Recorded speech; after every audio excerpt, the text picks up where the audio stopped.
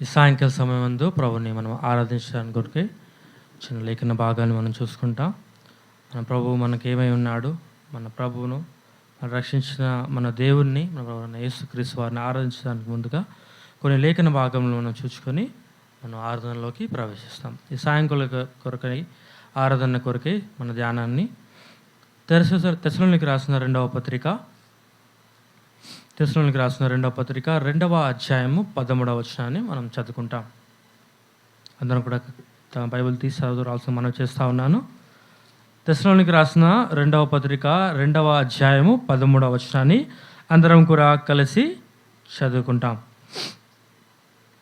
ప్రభువు వలన ప్రేమింపబడిన సహోదరులారా, ఆత్మ మిమ్మును పరిశుద్ధపరచడం వలనను మీరు సత్యమును నమ్ముట వలనను రక్షణ పొందుటకు దేవుడు ఆది నుండి మిమ్మల్ని ఏర్పరచుకుని గనుక మేము మిమ్మును బట్టి ఎల్లప్పుడూ దేవునికి కృతజ్ఞతాస్తుతులు చెల్లింప బద్దులమై ఉన్నాము.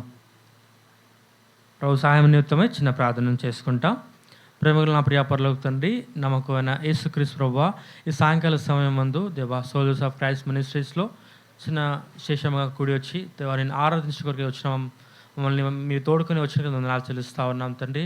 దేవా ఈ సమయంలో మేము వాక్యం ధ్యానిస్తుండగా దేవా మీరే మాతో మాట్లాడండి. మీరు వాక్యమై ఉన్నారు దేవా, వాక్యమైన దేవుడు మా మధ్య సంచరించి మీ మాటలు దేవా చెవులో వెళ్ళినట్లుగా మీరు మాకు ఏమై ఉన్నారో, మీరు మా జీవితాలు చేసి వచ్చిన మేలును మేము గుర్తెరిగిన వారమై ఆత్మతోనూ సత్యంతోనూ నిన్ను ఆరాధించడానికి మమ్మల్ని సిద్ధపరచండి ప్రభా. ఇంకెవరైతే రావాల్సి ఉన్నారో, మీ ఉద్దేశంలో ఉన్నారో, మార్గ మధ్యంలో ఉన్నారో తండ్రి, వారిని మీరే త్వరపట్టి వారిని తోడుకు రావాల్సిందిగా ప్రార్థిస్తూ ఉన్నాం తండ్రి.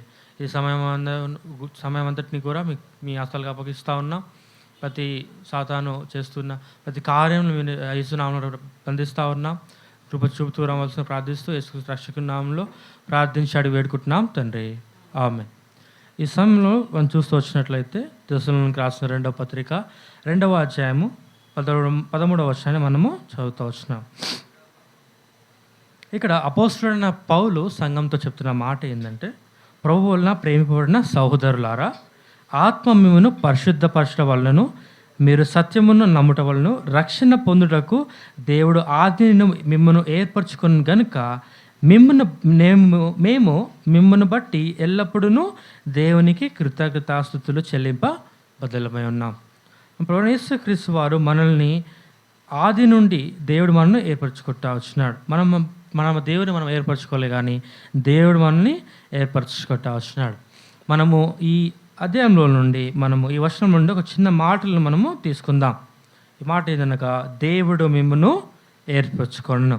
ఈ మాటలో తెస్సలోనికీయులకు రాసిన 2వ పత్రిక 2వ అధ్యాయం 13వ వచనంలో రాయబడ్డ మాట, దేవుడు మిమ్మును ఏర్పరచుకోను.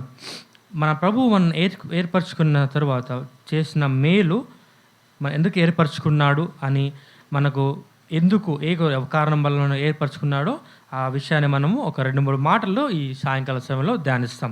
రండి, ఎఫెసీయులకు రాసిన పత్రిక 1వ అధ్యాయము 4-6 వచనం చదువుకుందాం. ఎవరైనా తీసిన వారికి చదవండి. ఎఫెసీయులకు రాసిన పత్రిక 1వ అధ్యాయము 4-6 వచనాలు. ఎట్లనగా తన ప్రియుని యందు తాను ఉచితముగా మనకు అనుగ్రహించిన తన కృపా మహిమకు కీర్తి కలుగునట్లు తన చిత్త ప్రకారమైన దయా సంకల్పం చొప్పున యేసుక్రీస్తు ద్వారా తనకు కుమారులుగా స్వీకరించుటకై మనల్ని ముందుగా తన కోసము నిర్ణయించుకొని మనము తన ఎదుట పరిశుద్ధులమును నిర్దోషములనై ఉండవలనని జగద్ది పునాది వేయబడకునిపై ప్రేమ చేత ఆయన క్రీస్తులో మనల్ని ఏర్పరచుకోను. మన అంశము దేవుడు మిమ్మును ఏర్పరచుకోవడం అనేది మనం ధ్యానిస్తూ ఉన్నాం. దాని భాగంగానే ఎఫెసీయులకు రాసిన పత్రిక 1వ అధ్యాయము 4-6 వర్షం వరకు చూస్తూ వచ్చినట్లయితే, జగత్తుకు పునాది వేయబడకమునుపై ప్రేమ చేత ఆయన క్రీస్తులో మనలను ఏర్పరచుకుంటా వచ్చినాడు. ప్రేమ చేత ప్రభువైన యేసుక్రీస్తు వారు మనల్ని జగత్తు పునాది వేయబడక మునిపే ఏర్పరచుకుంటా వచ్చినాడు. మరి ఒక మాటను చూద్దాం. యోహాను సువార్త 15వ అధ్యాయము 19వ వచనాన్ని చదువుకుంటాం. యోహాను సువార్త 15వ అధ్యాయం 19వ వచనము.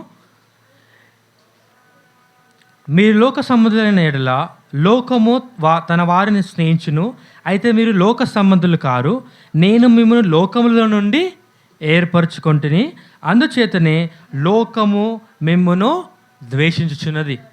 ఇక్కడ చూసి వచ్చినట్లయితే దేవుడు మనల్ని ఏర్పరచుకుంటా వచ్చినాడు. ఈ లోకము మనము ఈ లోక సంబంధము కాదు అని దేవుడు సెలవిస్తూ ఉన్నాడు. ఈ లోక సంబంధులైన లోకము తన వారిని స్నేహించును. అంటే మనం లోక సంబంధం అయితే ఈ లోకం మనం స్నేహిస్తుంది, ఈ లోకం మనం ఇష్టపడుతూ ఉంది. కానీ మనం ఈ లోక సంబంధమైన వారము కాము. ఎందుకంటే దేవుడు మనల్ని లోకములో నుండి ఏర్పరచుకున్నాడు. ఈ లోకంలో ఉన్న దుష్టత్వంలో నుండి, ఈ లోకంలో ఉన్న పాపంలో నుండి మనం వేర్పరిచి దేవుడు తన కోసం మనం నిర్ణయించుకొని దేవుడు లోకంలో నుండి మనను ఏర్పరచుకున్నాడు. అందుచేత మనము ఈ లోకానికి ఇష్టమైన వారం కాదు. ఈ లోకం మనల్ని ద్వేషిస్తూ ఉంది. ఈ లోకము మనల్ని ఇష్టపడడం లేదు. దేవుని పిల్లలము మనము ఈ దినమున మన దేవుని పిల్లలమని లేదా దేవుని విషయము ఒక సువార్త ప్రకటించడానికి మనం బయటికి వెళ్తే లోకం మనల్ని ద్వేషిస్తూ ఉంది. లోకం మనల్ని ఇష్టపడడం లేదు. మన మీద దాడి చేయడానికి కూడా వెనుకాడము లేదు. కానీ దేవుడు మనల్ని ఏర్పరచుకుంటా వచ్చినాడు. మనము ఈ లోక సంబంధమైన విషయాల మీద ధ్యానం ఉంచక దేవుడు మనల్ని ఎందుకు ఏర్పరచుకున్నాడు, మన దేవుని యొక్క ఏర్పాటు ఎందుకు జగత్తుకు పునాది వేయబడక మునిపే, ఈ జగత్తుకి పునాది వేయబడి ఈ సమయం వరకు ఎంత కాలము, ఎన్ని సంవత్సరములు, ఎన్ని దశాబ్దాలు, ఎన్ని వేల కోట్ల సంవత్సరాలు గడిచిపోయిందో కూడా మనకు తెలియదు. కానీ దేవుడు ఈ క్షణంలో, ఈ సమయంలో మనం రక్షించబడిన వారమే. దేవుని ఆరాధించడానికి ఈ క్షణంలో మనం ఇక్కడ కూడి రావడానికి కూడా దేవుడు ఈ లోకమునకు జగత్తుకు పునాది వేయబడకునికే క్రీస్తు యేసులో ఆయన మిమ్మును అనగా మనల్ని అందరినీ కూడా ఏర్పరచుకుంటా వచ్చినాడు. రండి, ఎందుకు ఏర్పరచుకుంటా వచ్చినాడు, ఎలా ఏర్పరచుకుంటా వచ్చినాడు అనేది మనము ధ్యానిస్తాం. ద్వితీయోపదేశ కాండము 7వ అధ్యాయము 6-7 వచనాలు మనము చూస్తాం. ద్వితీయోపదేశ కాండము 7వ అధ్యాయము 6-7 వచనాలు తీసిన వారు చదవండి. నీవు నీ దేవుడైన యెహోవాకు ప్రతిష్ఠిత జనము, నీ దేవుడైన యెహోవా భూమి మీదనున్న సమస్త జనముల కంటే మీరు ఎక్కువగా ఎంచి నేను తనకు స్వకీయ జనముగా ఏర్పరచుకొనెను. చూసినట్లయితే నీ దేవుడైన యెహోవాకు నీవు నీ దేవుడైన యెహోవాకు ప్రతిష్ఠిత జనము, ఆయనకు ప్రతిష్ఠిత జనముగా మనల్ని ఏర్పరచుకుంటూ వచ్చినాడు. అలాగే నీ దేవుడైన యెహోవా భూమి మీద ఉన్న సమస్త జనముల కంటే నేను ఎక్కువగా ఎంచి నిన్ను తనకు సఖీయ జనముగా ఏర్పరచుకున్నాడు. మనల్ని ప్రభువు లోకస్థలమైన మనము, దూరస్థలమైన మనము, క్రీస్తుకు దూరస్థలము అనేది కొత్త నిబంధనలో రాయబడతా వచ్చింది. క్రీస్తుకు దూరస్థలమును మనము వెలుపటి వారము, అన్యజనులము. కానీ మన ప్రభువును ప్రేమించి తనకు స్వకీయ జనముగా ఉండ కొరకు మనల్ని ఏర్పరచుటగా వచ్చినాడు. జగత్తుకు పునాది వేయబడక మునిపే క్రీస్తులో ప్రేమ చేత మనల్ని తనకు స్వకీయ జనముగా మనల్ని ఏర్పాటు చేసుకుంటా వచ్చినాడు. రండి, కొరింథీయులకు రాసిన మొదటి పత్రిక 1వ అధ్యాయము 27-29 వచనాల్లో ఒక మాట రాయబడతా వచ్చింది. మనం ఎలాంటి వారమని మనల్ని ఏర్పరచుకుంటారో మనం చూద్దాం. మనం ఏదో మంచి వారమని కానీ మనం ఏర్పరచుకోలేదు, కానీ ఎందుకు మనం ఏర్పరచుకున్నాడో చూద్దాం. కొరింథీయులకు రాసిన మొదటి పత్రిక 1వ అధ్యాయము 27-29 వరకు నేను చదువుతాను, మీరు ఆలకించండి. మీ బైబిల్ తెరిచి చూడవలసిన మనం చేస్తూ ఉన్నాం. ఏ శరీరయు దేవుని యొక్క అతిశయింపబడినట్లు జ్ఞానులను సిగ్గుపరచుటకు లోకంలో నుండి వెర్రివారిని దేవుడు ఏర్పరచుకొని ఉన్నాడు. బలవంతులైన వారిని సిగ్గుపరచుటకు లోకములో బలహీన వారిని దేవుడు ఏర్పరచుకొని ఉన్నాడు. ఎన్నిక లేని వారిని వ్యర్థము చేయుటకు ఎన్నికైన వారిని వ్యర్థము చేయుటకు లోకములో నీచులైన వారిని, తురీకరింపబడిన వారిని, ఎన్నిక లేని వారిని దేవుడు ఏర్పరచుకొని ఉన్నాడు. మన స్థితి ఏంది అనేది చూస్తా ఉన్నాం. మనం ఏదో మంచివారమని, మనం ఏదో గొప్పవారమని దేవుడు మనం ఏర్పరచుకోలేదు. కానీ మన స్థితి ఏంటంటే మనము జ్ఞానులము కాదు, మనము వెర్రివారము, మనము బలవంతులము కాదు, మనం బలహీనమై ఉన్నాము. మన జీవితము ఎన్నిక లేనిదై ఉన్నది. మనం నీచులము, తృణీకరింపబడిన వారము, అసలు ఎన్నికలోనే లేనివారం. మన జీవితం ఇలా ఉన్నది. అలాంటి మన జీవితాలలో దేవుడు తన స్వకీయ జనముగా ఉండే కొరకే మనల్ని క్రీస్తులో ఏర్పాటు చేసుకొచ్చుకుంటున్నాడు. దేవుడు మిమ్మును ఏర్పరచుకొను. చూసినట్లయితే బలవంతులైన వారిని, లోకంలో నుండి వెర్రి వారిని, జ్ఞానులను సిగ్గుపరచుటకు లోకంలో నుండి వెర్రి వారిని, బలవంతులమైన వారిని సిగ్గుపరచుటకు లోకంలో ఉన్న బలహీనులమైన వారిని దేవుడు ఏర్పరచుకున్నాడు. ఎన్నికైన వారిని వ్యర్థము చేయుటకు లోకంలో నీచులైన వారిని, తృణీకరింపబడిన వారిని, ఎన్నిక లేని వారిని దేవుడు ఏర్పరచుకుంటా వచ్చినాడు. ఆ ఎన్నికలో మనం ఉన్నాం. మనము ఎన్నిక లేని వారమే, మనము తృణీకరింపబడిన వారమే, మనం నీచులమే, మనకు జ్ఞానం లేని వారమే, మనం వెర్రి వారమే. కానీ ప్రభువు ప్రేమ చేత మనల్ని ఏర్పరచుకొని తన స్వకీయ జనముగా మనం చేసుకుంటా వచ్చినాడు. రండి, రెండవ మాటగా కొరింథీయులకు రాసిన పత్రిక 1వ అధ్యాయము 27వ వచనం 29వ వచనం మళ్ళీ చూస్తాము. అక్కడ మనము 3 మాటల్ని మనము ధ్యానిస్తాం. మొట్టమొదటిగా దేవుడు మనల్ని ఎలా ఏర్పరచుకున్నాడు, మనం ఎలాంటి వారం అంటే, మొదటిగా మనము జ్ఞానము లేనివారము, మనము వెర్రివారము. అలాగే రెండవదిగా బలహీనము, మన పాపము చేత అపరాధముల చేత మనము బలహీనమైన వారుగా ఉన్నాం. మనం ఒకసారి ధ్యానిస్తూ వచ్చినాము. పాపము చేత మన శరీరము ఒక బలహీనమవుతూ ఉంది, మన వయస్సు తగ్గిపోతూ ఉంది, అనగా మన జీవిత కాలం అని తగ్గిపోతూ ఉన్నది. వారి పాపం వలన వారి జీవితము బలహీనమవుతూ ఉందని దేవుని వాక్యం రాయబడతా వచ్చింది. అలాగే మనము ఎన్నిక లేని వారమై ఉన్నాం, నీచులైన వారిగా, తృణీకరింపబడిన వారిగా ఉన్నాం. అలాంటి వారిని మన ప్రభువు మనను ఏర్పరచుకుంటా వచ్చినాడు. దరిద్రులైన వారిని మన ప్రభువు ఏర్పరచుకుంటా వచ్చినాడు. రండి, కొరింథీయులకు రాసిన పత్రిక 3వ అధ్యాయం 2వ వచనాన్ని చదువుకుంటాం. కొరింథీయులకు రాసిన మొదటి పత్రిక 3వ అధ్యాయము 2వ వచనం. అప్పటిలో మీకు బలము చాలకపోయినందున పాలతోనే మిమ్మల్ని పెంచితిని కానీ అన్నముతో మిమ్మల్ని పెంచలేదు. మీరింకనూ శరీర సంబంధులై యునుట వలన ఇప్పుడునూ మీరు బలహీనులై ఉన్నారు కారా? ఒక ప్రశ్న వేస్తూ ఉన్నాడు. దేవుడు మనల్ని వాక్యం అనే పాలతో పెంచుతూ వస్తున్నాడు.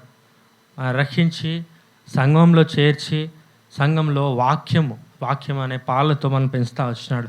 అప్పటిలో మీకు బలము చాలకపోయినందున పాలతోనే మిమ్మల్ని పెంచితే కానీ అన్నముతో మిమ్మల్ని పెంచలేదు. వాక్యం అనేది ఎంతో లోతైనది. వాక్యం అనేది ఒక సముద్రం యొక్క లోతును మనం ఎంచలేము, సముద్రం లోతు మనం కొలవలేము. ఒకవేళ కొలచినా కానీ దాని ఇంకా ఎంత ఉన్నో తెలియదు. కానీ వాక్యములో మనం ఎంత చదివినా ఎంత ధ్యానించినా కానీ వాక్యాన్ని మనము అర్థం చేసుకోలేము. అలాంటి స్థితిలో మనం ఉన్నాం. అందుకని దేవుడు మనం రక్షించిన మొదటి కాలంలోనే దేవుడు మనల్ని పాలతో, అనగా వాక్యాన్ని కొద్దిగా మనకు నేర్పిస్తూ వచ్చినాడు. వాక్యాన్ని అర్థం చేసుకునే కృపను ప్రభు మనకు ఇచ్చినాడు. తర్వాత అయినా కానీ దేవుడు మనకు వాక్యాన్ని పాలతో మనం పెంచుతూ ఉన్నా కానీ మనం ఏం చేస్తూ ఉన్నామంటే, మీరు ఇంకనూ శరీర సంబంధులై ఉండ వలన ఇప్పుడు మీరు బలహీనులై ఉన్నారు కారా? ప్రశ్న వేస్తూ ఉన్నాడు. మీరు ఇంకా శరీర సంబంధులై ఉన్నారు. ఆయన ప్రభు మనం విడిచిపెట్టలేక ఆయన మనల్ని ప్రేమించినాడు. ఆయన దేవుడు మిమ్మల్ని ఏర్పరచుకునే అన్న మాటను మనం జ్ఞాపకం చేసుకోవాలి. తన స్వకీయ జనముగా, తనకు స్వంత జనముగా మనం ఉండుకోక ప్రభు మనకు ఏర్పరచుకుంటూ వచ్చినాడు. మనము ఆయన వారము కాదు, మనము లోక సంబంధులం. లోకంలో పాపంలో శాపంలో నశించి నిత్య నరకాగ్నికి వెళ్ళవలసిన మనల్ని ప్రభు రక్షించుకుంటూ వచ్చినాడు. తనకు స్వకీయ జనముగా ఉండుట కొరకే, తను ఆరాధించే వారుగా మనం ఉండే కొరకే మన ప్రభు మనల్ని ఏర్పరచుకుంటూ వచ్చినాడు. ఆ ప్రభు తృణీకరింపబడిన వారిని, ఎన్నిక లేని వారిని, వెర్రి వారిని, నీచులైన వారిని, ఎన్నిక లేని ఈ జనాంగంలో ఉన్న మనలను దేవుడు ఏర్పరచుకొని తన స్వకీయ జనముగా చేసుకుంటూ వచ్చినాడు.